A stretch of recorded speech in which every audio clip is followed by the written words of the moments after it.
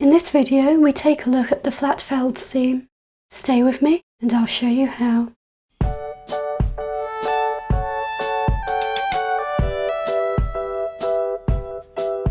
The flat felled seam gives us a neat finish which hides the raw edges of our fabric. So let's get started.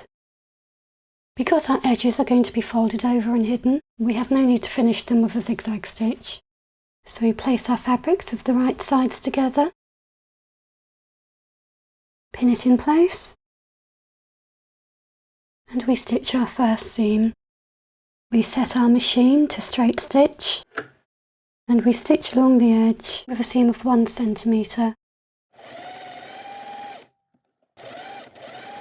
Now with our 2 sides stitched together, we want to finish off these edges. We separate the 2 edges, and we cut one of the edges down to about 1/2 centimetre.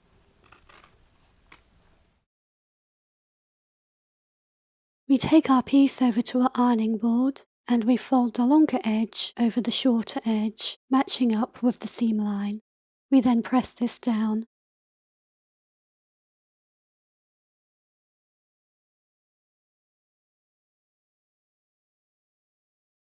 We fold it over again, tucking in the raw edges with the seam line on the edge. We press that down.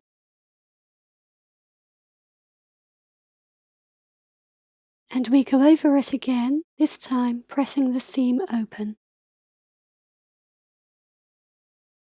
We then take our piece to our sewing machine, place the fold underneath the foot, and keep the edge of the foot in line with our original seam line.